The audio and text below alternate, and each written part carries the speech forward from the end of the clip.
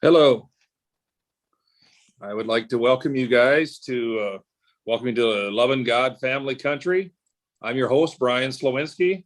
Tonight's format is 7 days of hard news in 7 minutes, because that's all you really need to get the hard news. The rest is just fluff. A guest interview with Dr. Candace Taylor, who's a Republican candidate for governor here in Georgia. Our political panel discussion, panelist predictions, host predictions, and a quick sign off. So let's get on with the news. First thing, China. We have they're developing a supersonic missile that is getting the American military worried. General Colin Powell, who's our former Joint Chiefs of Staff and Secretary of State, is dead. Cause COVID, and he was fully vaccinated. Interesting. Elon Musk is as rich as Bill Gates and Warren Buffett combined now, over $200 billion. Inflation, you see all the gas prices going up. You see all the grocery prices going up. You see all of the cost of lumber going out of this world. Real estate's going up.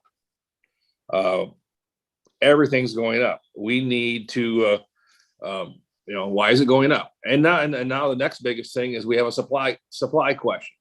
Well, the biggest thing in the supply question is that it's not all over the place. The main place where there's a supply problem is in Los Angeles, California.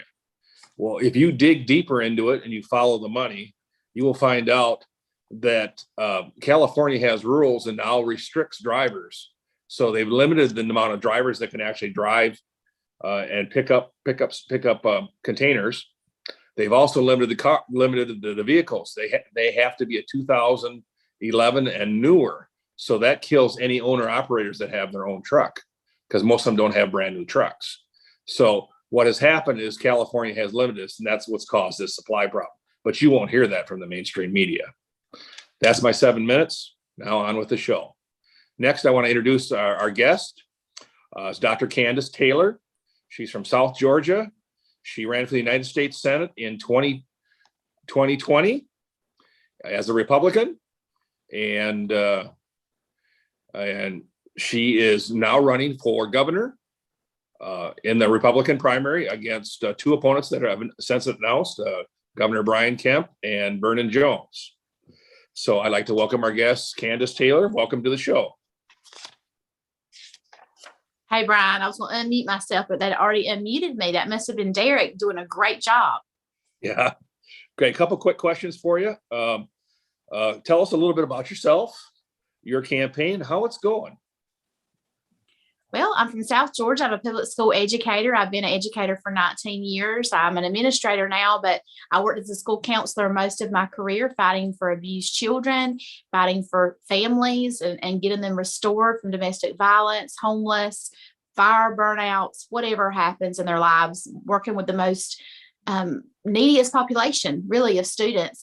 And I've done that for my entire career. And I have just felt a call into politics because we have a bunch of establishment people who don't care anything about us. They care about their money and their power. And so I put my hat in the race for governor. 60% of the governor's budget is education, and I know where to cut. I know how to protect our kids from critical race theory and from all the other theories and things that they're pushing on our children, including social emotional learning, which in itself is a good thing, but the program's not. So we have to protect our most innocent. The Bible says you do it unto the children, you do it unto God.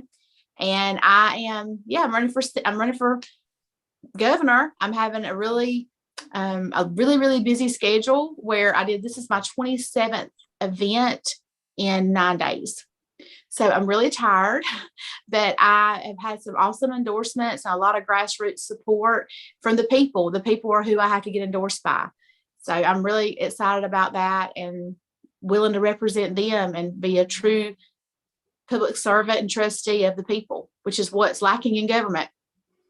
Didn't you have some high profile endorsements lately? Who was that? Yeah. Well, Lynn Wood endorsed me early on. And since then I've had Stu Peters and Mr. Mike Lindell endorsed me last week. And then I've had other, big conservative media personalities endorse me. So it's been a God thing. It's nothing I could have done. I'm a no-name public school educator, just one of the people. And so it really is God. He's going to show what he's going to do in his country. Well, that's great. Now comes for the brass tacks. How are you going to beat Governor Kemp and Vernon Jones in the primary? What's your plan? Well, Governor Kemp, it did not represent the people. He sold us out, and the people are not having it. He can't speak anywhere without being booed off the stage. And I don't really feel like it doesn't matter how much money he raises. If we have fair legal voting in Georgia, he doesn't have a chance to win. And as for Vernon Jones, his true colors are coming out literally as he goes and talks to people, and people dig into his past, any at all, and scrape the surface. They see that he is not who they want to represent them. He made a mess of DeKalb County. He's been a Democrat his whole entire life, which, people change and people have a aha moment where they realize this is not real. And I bought into something that was false, like Candace Owens did. And I can totally respect that. And if he was going around and trying to help, people who were like him, and they're thinking conservative Democrats and pulling them over and really ministering to those people, I would feel like he was legit, but he isn't doing that. He's playing the race card and he's dividing our party. And so I'm not beating them. I'm running my race as hard as I can run it. And I'm trying to stay focused on that and getting policy issues out and pushing for name exposure and raising money the grassroots way. So I don't owe anybody, because I surely will not owe anyone when I get in the seat except the people of Georgia. That's great. Well, again, you sound like you have the guts to stand up for we the people. Again, it comes down to getting your name out there in front of everybody, and it sounds like you're going out and doing that. You were saying a little bit about the differences between you, Mr. Jones, and Mr. Kemp and yourself. You're saying that when it comes to Vernon Jones, he's playing the race card. He'll say, "Hey, she's never been elected, but you want to know something?" My comeback for those saying that you're never elected would be, well, basically, you did such a good job. Why should you be elected?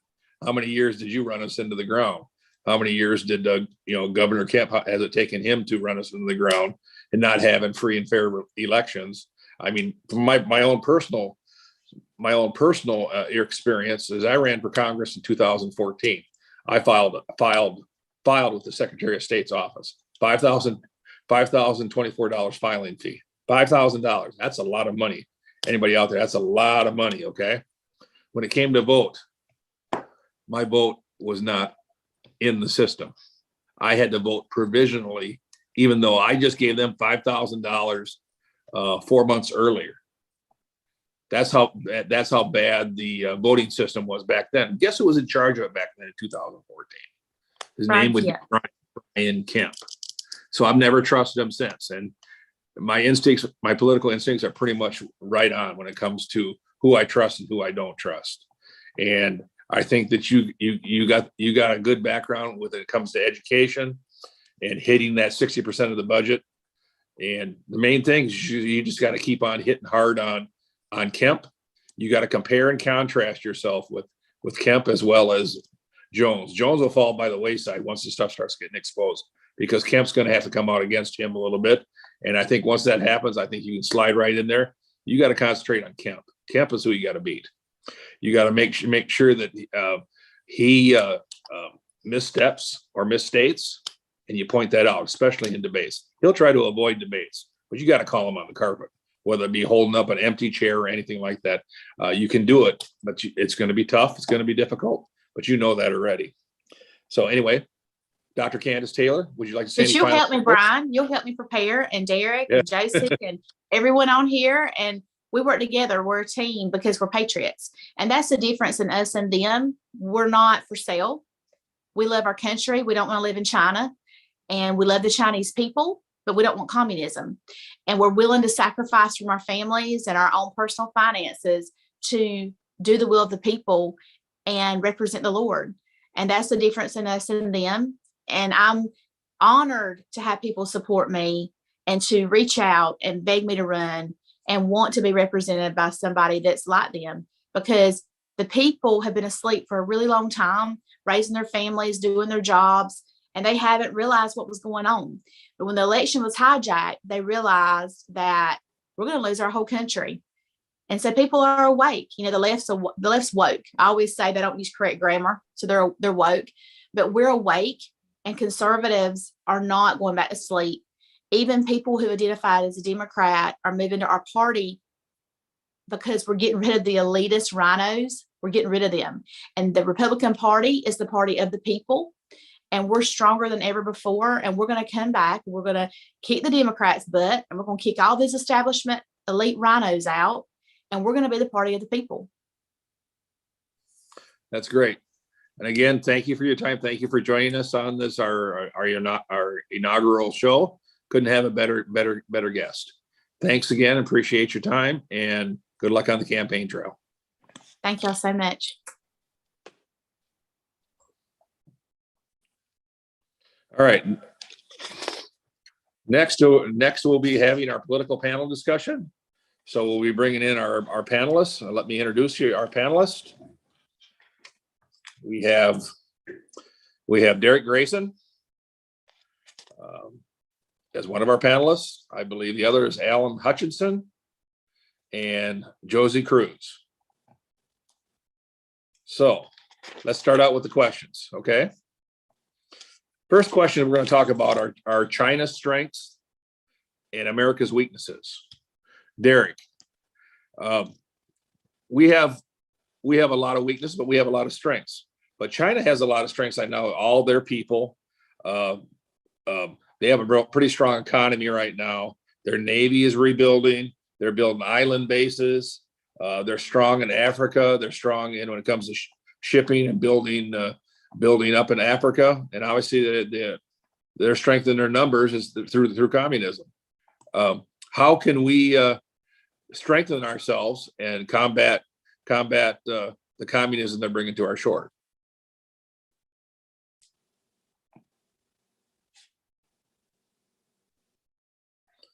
Can't hear you. Sorry about that, Chief. Brian, that's an easy one to answer, so I won't take a lot of time. Get rid of the politicians that China owns. Problem solved. How do we identify them? Well, they are easy to identify. They are the ones who either promote legislation or votes for legislation that has allowed China to own so much of America. If you want some examples, when COVID hit, one of the first things that started to happen was people started making a run on things like toilet paper, paper towels, CC, or I think they call it CPE, whatever the term is that they call for protective gear. China had a couple of ships on their way here with it. And when they realized that we were running out, they turned those ships around. Our toilet paper, our paper towels, and many other products are manufactured in China. And China just simply stopped pushing it. And that's the reason why we were running out. But if we made those products here in America, that would never even be a problem.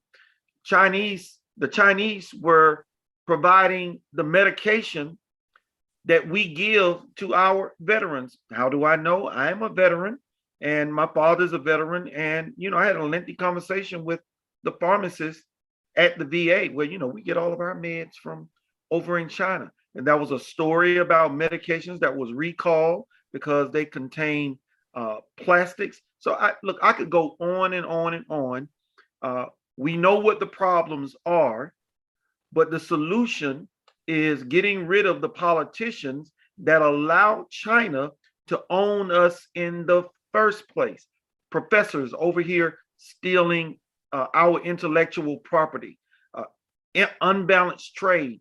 And the reason they made Trump the villain was Trump stepped in and put a foot on the neck of the Chinese. He started addressing the trade problem. And Trump had to go.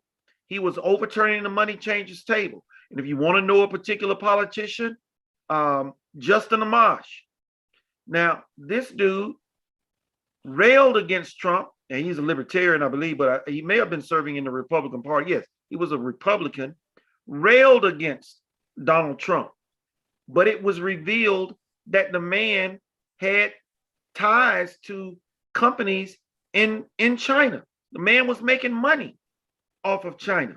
And we can talk about David Perdue, who I was sad to hear that Donald Trump suggested that he enter the race. At any rate, this guy profited off of some trade deals. So did Kelly Loeffler.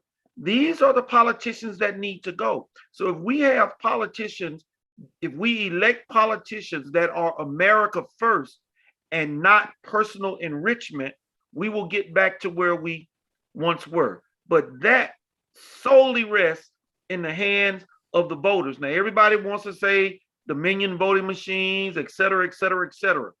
Understand, both parties have been taking advantage of a crooked voter system. That is the reason why they don't want investigations. That is the reason why they are shutting it down. Those are the reasons. And if you want to solve that problem, then voters got to get smart and stop being stupid and supporting. I hate to say it, but I had to say it. Stop being stupid and supporting these rhinos. Now, everybody is talking about rhinos in the media. But Brian, you know, I was railing against rhinos 10 years ago, and that's what made me an outcast in the Republican Party, because I saw behind the curtain when I ran in 2014, and I was simply disgusted. And I was told, Derek, it's not your turn yet. Pick something further down the trough. Your turn will come, and then you can start to step up. In the meantime, and they didn't say these, I'm just going to paraphrase. We want you to be a good little Negro that we can say we saved from the Democrats, and we want you to just carry our water while we make this happen. Never talk about a rhino, never talk about anybody in our party. Whoever wins the primary, you step in and you get behind them, no matter how abysmal their voting record was. And that is essentially what I was told when I entered my first race.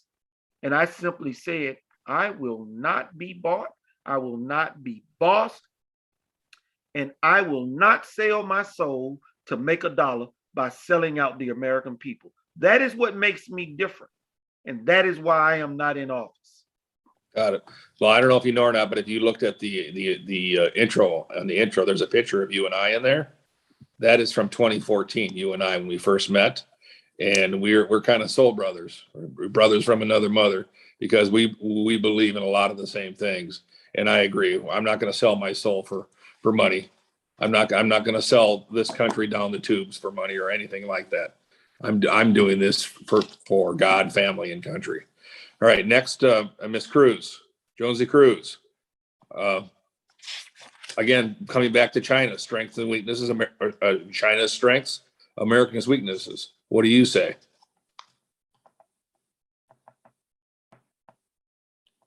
Josie? Well, I'm not going to repeat what Derek Grayson says because it's repeating myself, but I can answer the question on how to identify those rhinos and those politicians who sold us to China. I did a little list right here while you guys while Derek was talking, and I wrote down the following: anything that opposes our Constitution, American Constitution, is a sign right there that you can see the person is not being compromised with our country, but with somebody else. Any candidate, any elected official who are silent. Number two, any elected official that is silent on mandates. That's number two. Number three is any elected official who are silent when they see the Constitution is being violated, you know, individual rights and so on. That's number three. And number four, that I can add it to this list is anyone who is adding or trying to implement rules, regulations on that doesn't exist in the Constitution, that is another sign for me. So because the way that I became American, I have to study our Constitution, the preamble, and the 10 amendments. That's how I could and I can identify when somebody's selling us out and they are betraying us, the American and our country. Thank you, Brian. All right. Thank you, Ms. Cruz. Okay, next we have Alan Hutchinson. Same question for you, Alan. When it comes to China, what are their strengths? What are Americans' weaknesses? And how can we do better for our country? Alan? All right, thank you very much. The biggest thing I've seen is that we've allowed China to come into our country by farmlands. As a matter of fact, I believe they just bought Smithfield Pork. They've bought out company after company. So now China actually owns the largest pork producer in the country. They bought out several, let's see, I saw it today. They are the #1 exporter of precious minerals and gold.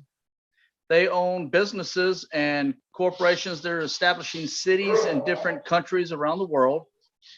And they're trying to do that here in the United States. We need to stop all this. We need to fix our foreign policy. We need to get things rolling. We need to get back to what Trump had already started.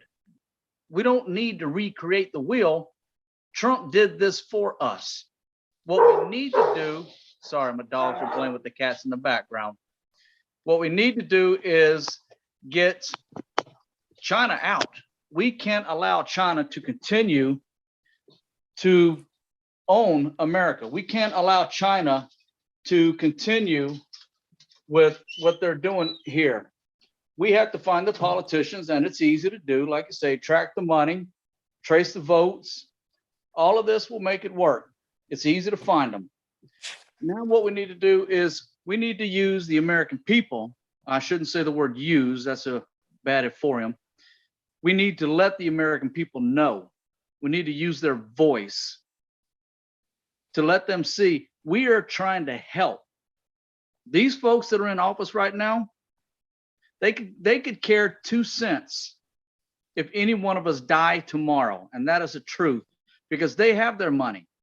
When you have to choose between putting gas in your vehicle, food on your table, or children's medicine, you're the American people. Politicians make $174,000 a year, yet their net worth is a lot more than that. How are they doing it? Because they backdoor deals, bought by China. Come on, half of our Congress is made in China apparently right now. We've got to stop it. We have to let people know that we are not those people.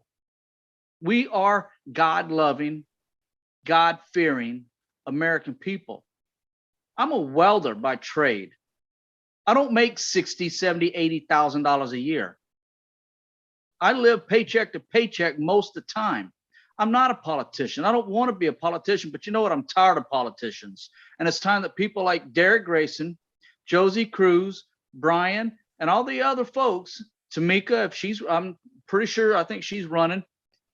We need to step up and let people know it's our time now. Stop waiting. 2 things happen in politics.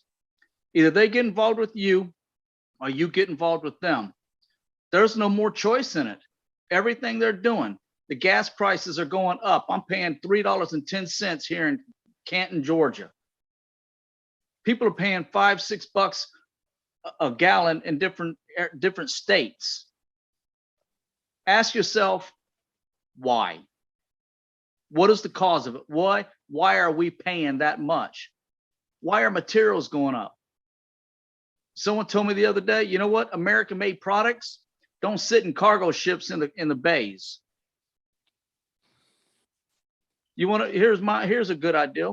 You got some folks with a lot of money, good capital, buy a plant, build our Ford chips here in America. And we tell China, pack sand. We don't need you anymore. All right, y'all. Hey, thank you, Brian. Just a little touch up on that. Actually, I don't know if you've heard the latest, but actually a lot of ranchers and stuff are trying to get together because they're seeing this conglomeration in the meat industry to actually have the ranchers come together because they're not getting the high prices for the beef. The middlemen and the processors are getting it. The ranchers aren't getting it. They're only getting 14 cents on the dollar. Well, they're getting a lot more. So they're looking at opening up their own slaughterings when it comes to beef as well as other stuff. And that'd be some competition for those, like the Smithfield just got bought out by China. Well, there So was one thing I wanted to make note of that I got a little emotional and kind of forgot my train of thought at the tail end of it.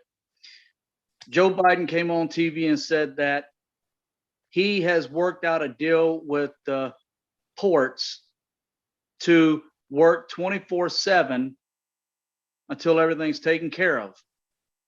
For the record, they've been doing that for decades. This is nothing new. They work 3 8-hour shifts, one behind the other, 7 days a week. Biden didn't do anything. He's just trying to take credit for it. yeah. All right.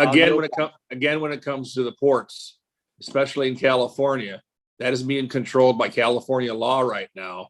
They've limited the people who can pick up the trucks. They pretty much got rid of all owner operators. They also, the truck has to be newer than 2011. So if it isn't, you can't even pick up anything from the port. So they've shrunk the amount of drivers that can pick up this stuff, and that's just wrong. If you want to get it going, let anybody that can drive a truck that's licensed do it. That's what needs to happen. That's how you get rid of these deadlocks. And I agree with you when it comes to start buying America, made in America. Start doing that, and we'll start limiting the power of China. So okay, next, I believe that's all our guests. Derek, is that correct? Yes, that is correct, Ryan. Okay, so next we'll go to the second subject. We'll go in a different order this time. This time we're going to go about the bills in Washington, D.C. Who benefits from those bills? You have the $1.7 trillion when it comes to that Joe Manchin says he would support when it comes to the stimulus type like that. But Pelosi and Schumer are still pushing their $3.5 trillion. Ms. Cruz, can you tell me what you think about the bills that are happening right now in Washington, D.C., along with all the money that was been spent on COVID? And what should we do about it, and how should we help the American people? Ms. Cruz. Well, the money is coming for the people, but I am very worried about getting us into more debt. That's the part that I feel like they're trying to break our economy and break us completely financially, because they know. And when I'm saying they know, I'm talking about those leftists and control government system. They know the only way that they can submit the American people is two ways. One is through the healthcare. People are panicking and getting, scared about the pandemic. And the other way is the financial or economic. Who's benefiting? Well, so far, we're supposed to be benefiting for that right now, but the future is the one that is worrying me a lot, because if we gonna be going this way, we can follow into what we call, in Venezuela, that's what they used to do for 20 years, giving a lot of free stuff to Venezuelans, and today they are in bankruptcy because it's very good to give away when the money doesn't belong to you. So basically, that's what I'm worried about, Brian. Thank you. Thank you. Alan Hutchinson, what say you about the Washington bills that's going on right now, and the the negotiation that's going on between Joe Manchin and Kirsten Sinema and the Democrats? Are they freezing out the Republicans in the Senate? And are the Republicans even in the House even doing a thing to oppose any of this enormous spending? Alan? I'm going to quote Mr. Grayson down there, and I say down there because you're on the bottom of my screen right now, brother. The Republicans haven't fixed, stopped, or done anything. The Democrats have been pushing. The Republicans have been saying, yes, master. I'm sorry. That's a bad, no, that's the way it is. They're bowing down to them because they don't have the cojones to stand up. The bills in DC right now, not one American outside of those people in the White House and the Congress and the Senate have any idea really what's in these bills. We need to know what's in these bills. Why can't we see the bills that they're trying to push? There's nothing top secret in there. There shouldn't be, not in a stimulus package. People need the money, I agree.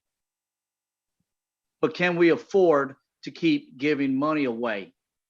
Secondly, if everybody got the unemployment, plus they got the government stimulus on top of their normal unemployment, why do they suddenly need the stimulus?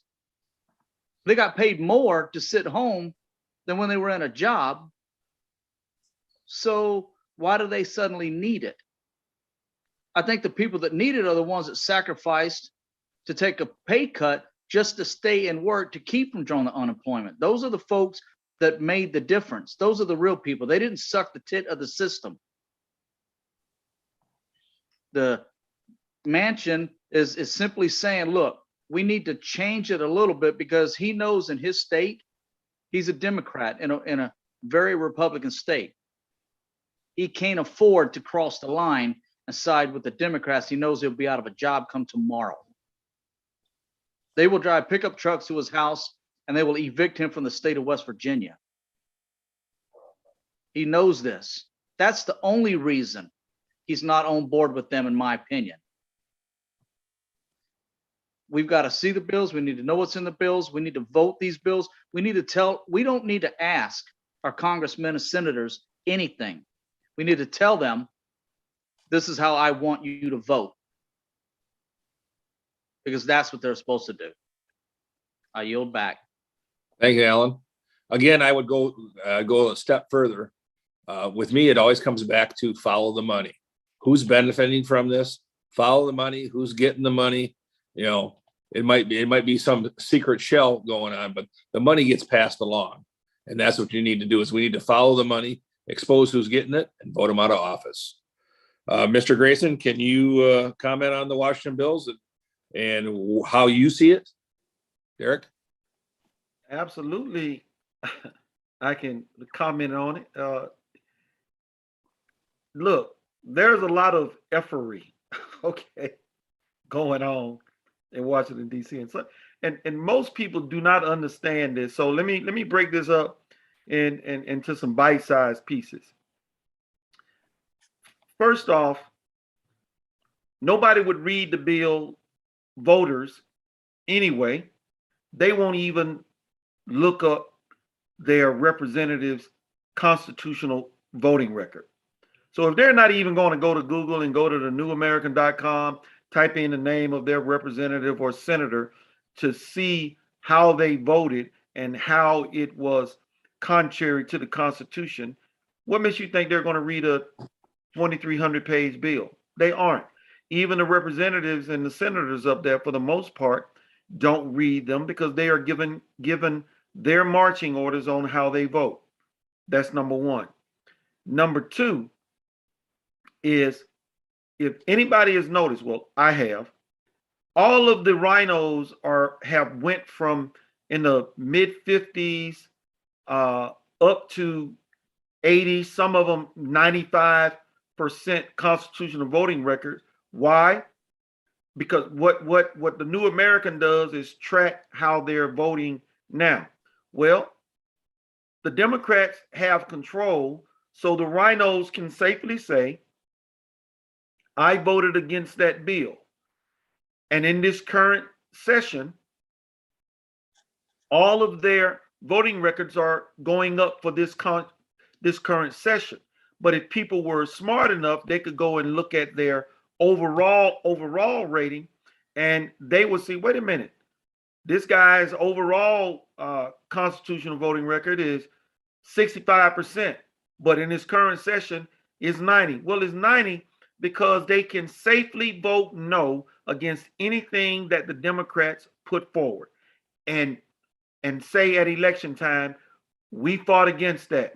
You need to keep us in office, give us the lead so we can do things right, the way that it is supposed to be, the way that the American people want it to be. All right, stop. Here's number 3. What representative or senator, including Thomas Massey and Rand Paul, has stopped anything in DC? Go back 20 years and tell me any Republican that has stopped the effery of America since they have been in office. You won't find one. Everything that they have wanted to do that was moving us towards the destruction of America, they have been doing because both parties want it. That's number 3. Number 4, Manchin. Manchin is saying no because this is just the setup.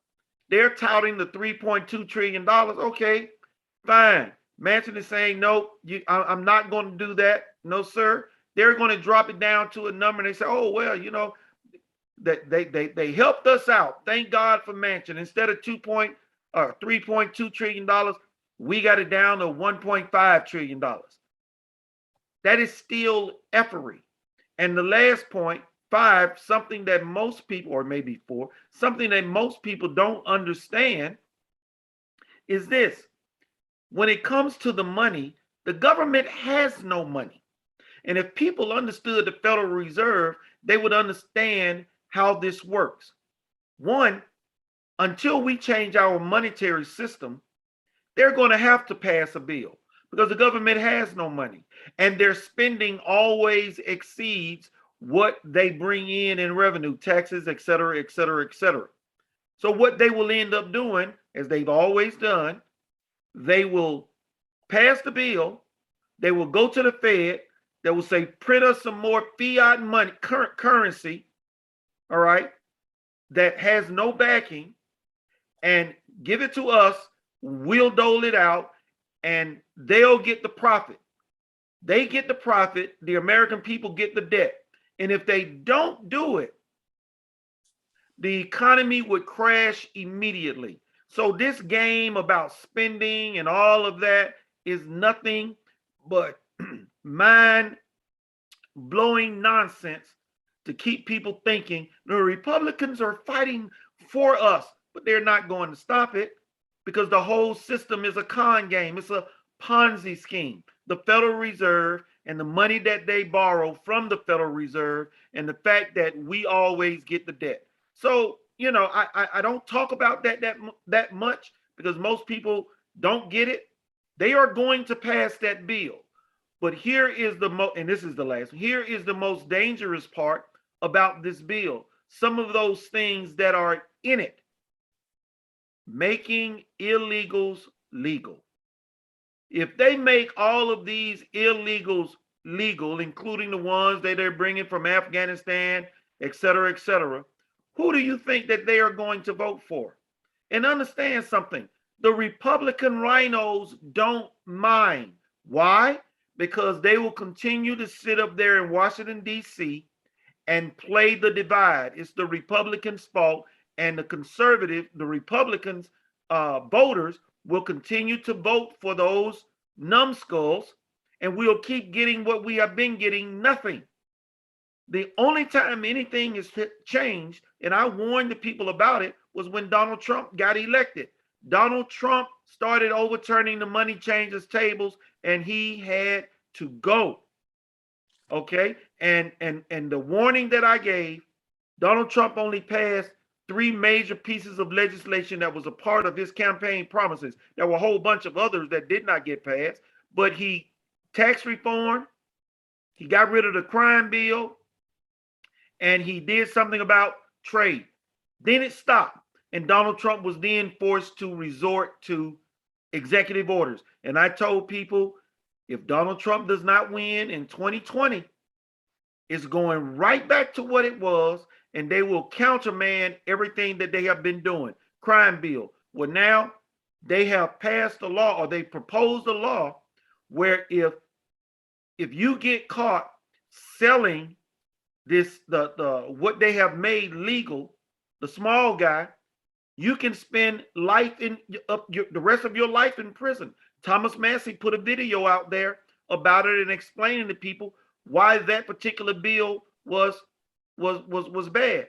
So they will continue to do what they do to keep us where they want. You think the prison industrial complex is going to go away? No. And I've talked too long. I appreciate you bearing with me. If the viewers don't get what I'm saying now, then it's too late for them. They are never going to get it, and they will continue to support these rhinos, putting them in office, and none of them will ever stop anything. But people like Thomas Massey and Rand Paul will keep telling us, and they'll keep asking you for money to keep them in office, but they aren't stopping anything at all. So you have those that are complicit, the rhinos, and then you have those conservatives who vote with the Constitution legitimately, but they are simply ineffective.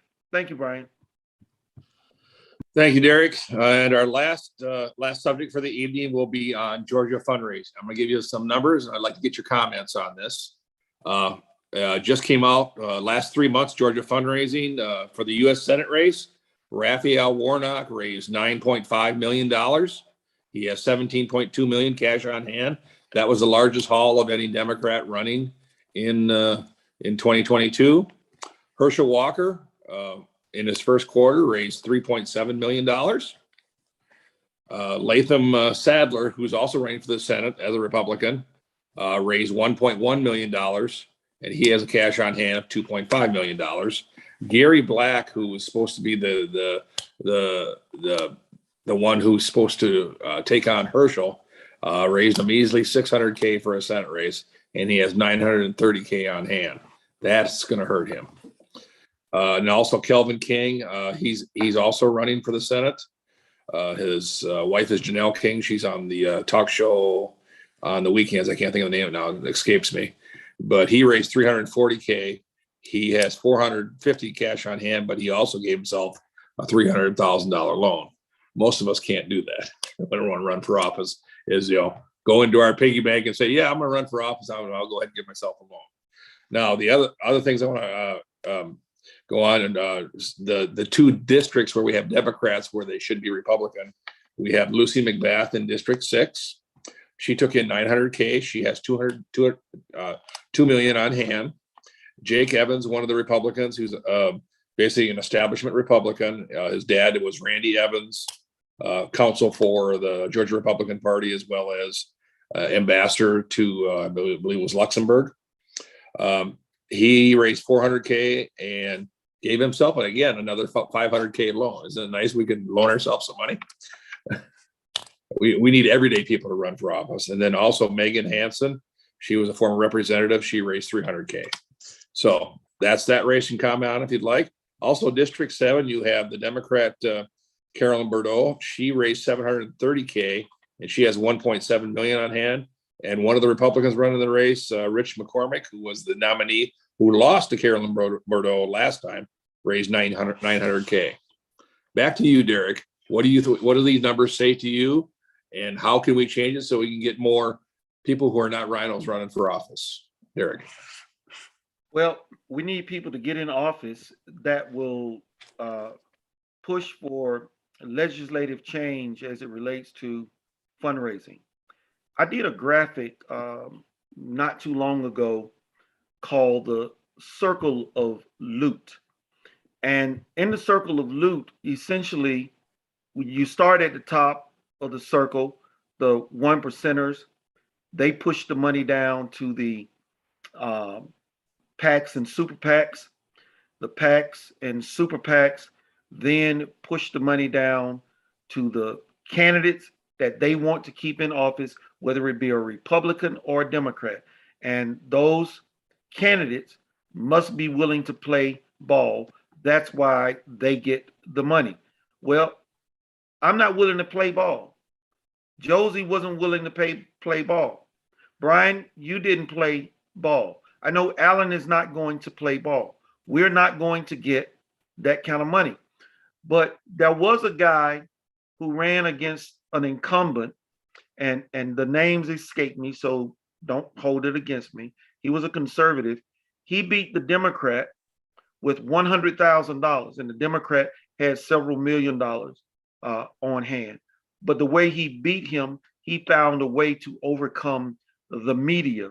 And it was a congressional district, which made it a lot easier, not a statewide race. And in that particular instance, he was able to overcome the money machine, because what's done with that money is its whole purpose is to either destroy the opposing candidate, and I won't say either, it's both.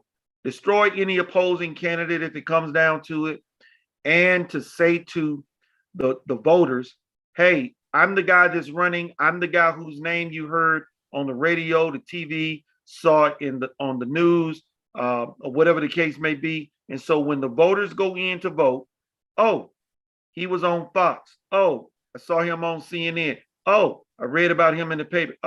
They talked about him in the news. Brian, when I ran, same thing happened with you. When we were in the Senate race, nobody mentioned our names. They talked about the guys that got the money, and that money was for them to be mentioned for this end, name recognition. And so when the voter goes into the uninformed voter goes into the booth, they first it's going to be D or it's going to be R, and whoever name they remember, that is who they're going to vote for. That is a circle of loop. And when the politician, Republican or Democrat, gets in office, they are then going to push for legislation that is beneficial to their corporate masters. That's the system. What can we do about it, Brian?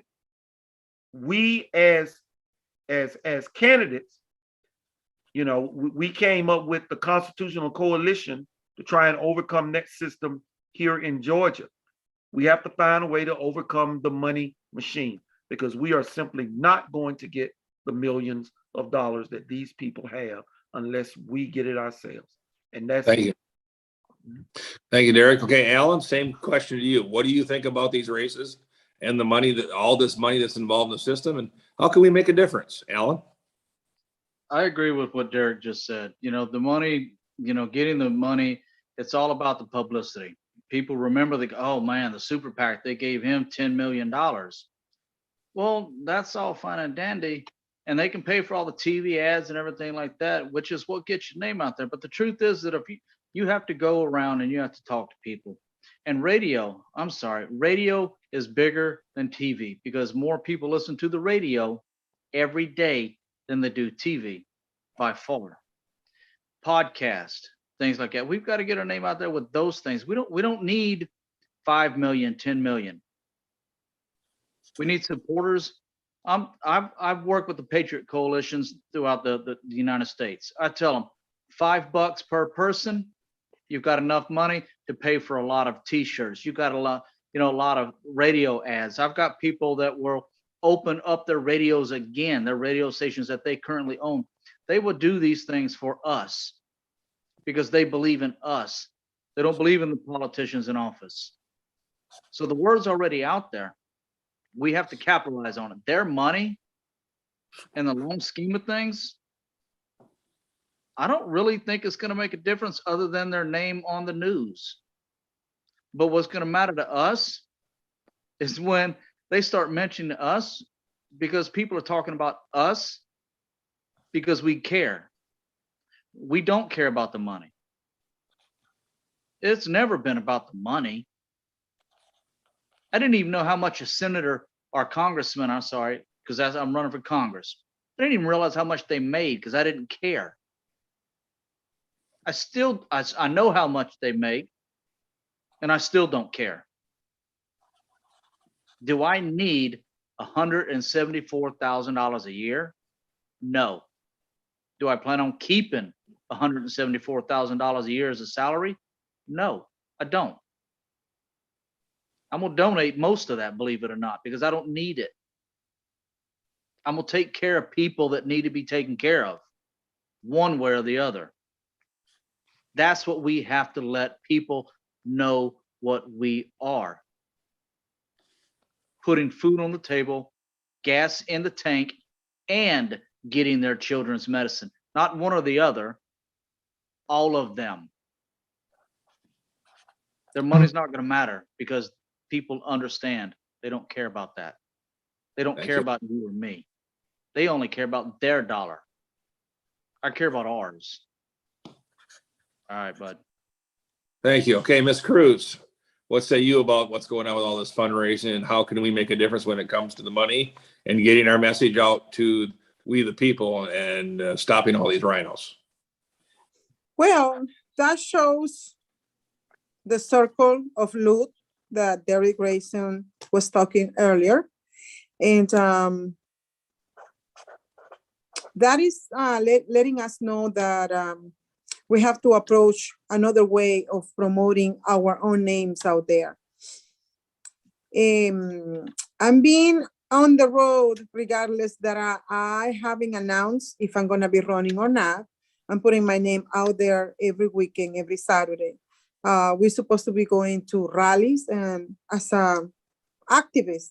If we could do that as a group, I think that would be a very good idea. And in this case, I'm being